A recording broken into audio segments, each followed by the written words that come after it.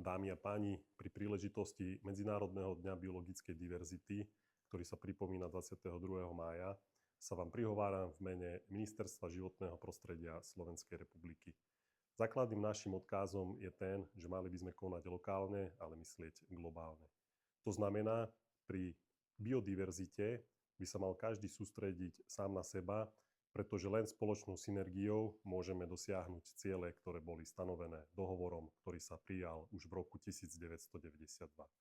Slovenská republika oplýva mnohými prírodnými krásami a najmä v našich národných parkoch a chránených krajinných oblastiach sa môžeme popíšiť bohatou biodiverzitou z pohľadu skladby špecifických druhov, či už živočíchov alebo rastlín.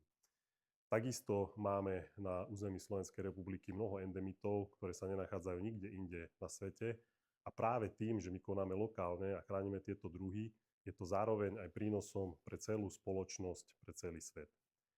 Čo sa týka činnosti, ktorá by mala fungovať, tak každý v rámci svojho štátu by mal začať sám od seba, to znamená verejné inštitúcie, ale takisto aj občiansky sektor.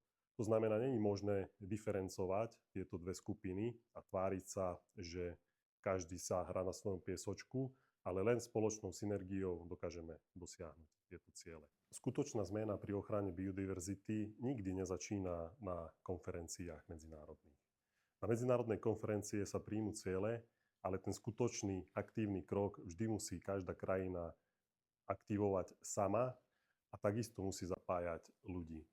Slovensko zostáva verné tomuto prístupu a na Slovensku sa snažíme práve o to, aby kreatormi tej bohatej biodiverzity bol štát v spolupráci aj s ľuďmi, ktorí pracujú v neštátnom sektore.